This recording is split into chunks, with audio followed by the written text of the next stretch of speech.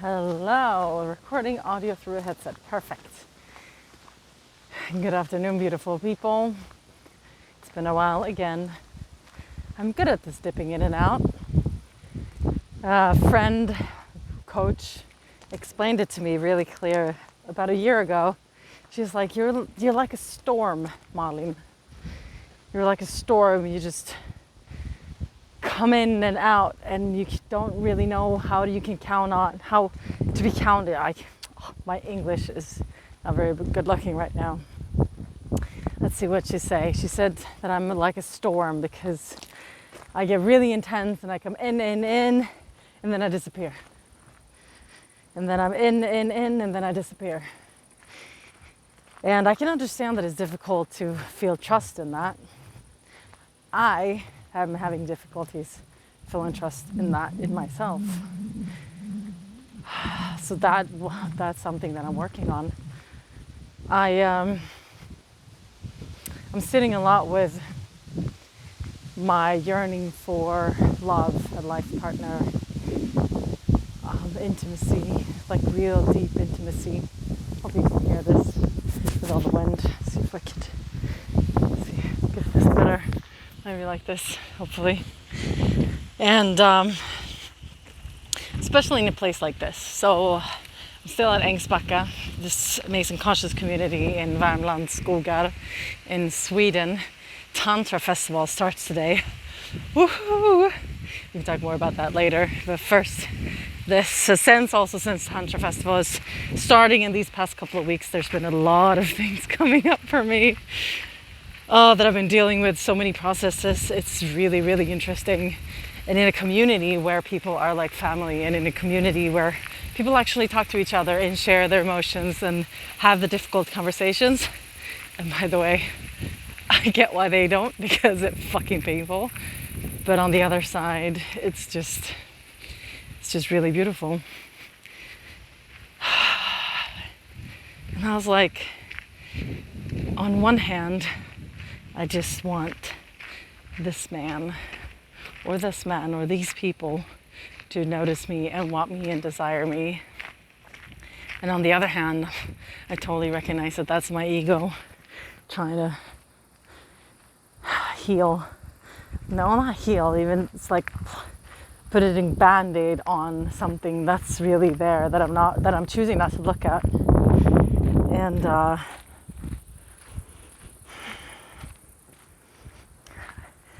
like, do I actually want these men or this man? I'm like, no, I don't. I just want, and then my little inner child, my little girl, she's like, but why not me? Why don't they want me? And it hurts so much. It hurts so much, and it's so scary to say this, and it's so scary to admit this and be in this and stay in this. And then I'm like, why not me? And all these stories come up in my head that it's because I don't have hair. It's because I don't look like everybody else. If I only had my lashes, people would see me for who I really am. And below that, it's like the people I care about and that care about me, they see me for who I am without the lashes and without the hair. So I started writing down my standards, because I had a couple of coaching conversations with some friends, and I'm like, are you actually clear about your standards? Are you actually clear about your non-negotiables?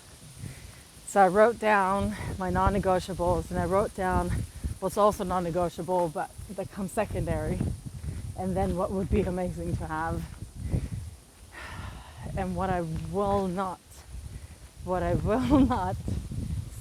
like slide over is to feel completely and utterly cherished and honored and desired, passionately, intimately, spiritually, mentally, by this man that will be a part of my life.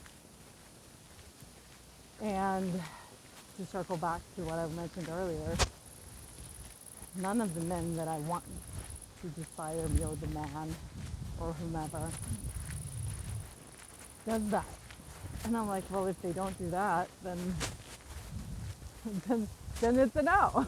Like it's a simple no. So if you can't even pass that, then there's nothing. And then my other non-negotiables are communication and self-awareness, and the communication within that of radical honesty, full, completely responsibility and accountability for your own shit, and recognizing when it comes up and being able to admit that and hold me and my shit and trust me to hold him. There's a couple other things, but those are the main things. And if I don't get that, then it doesn't really matter if they desire me or not, or if I have someone, because here there's connection, there's friendship, and there's like platonic intimacy, because there's so much friendship here. There's so much love here. It's ridiculous. 6 minutes. Okay, cool. So Tantra Festival starts today, which is bringing up a lot of yearning and curiosity and excitement. And people are checking in as we speak. Dinner is very soon. One of my favorite singers in the world is here, and I'm so excited to meet him because he's holding a couple of workshops, and I was just in a workshop with his wife, and I just feel so blessed to be here, to be able to be a part of this and speak my truth, stand in my power, and express who I am and what I believe and what I feel. Sorry about the noise. And there's going to be a workshop where nudity is optional, which scares the flying fuck out of me. And it makes me super curious because this is really something that I want to and desire to feel comfortable in.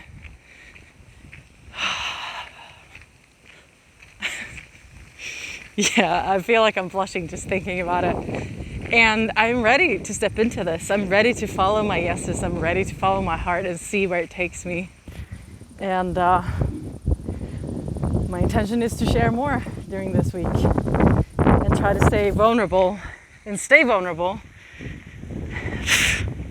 in what's coming up in my journey. Thank you for staying here with me and sharing my journey.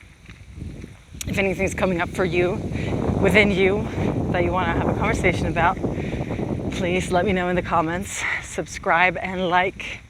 I know I should have said this in the beginning, but hey-ho, maybe next time. Have a wonderful, beautiful day. And look at this. It's just so damn, where is it? There we go, beautiful.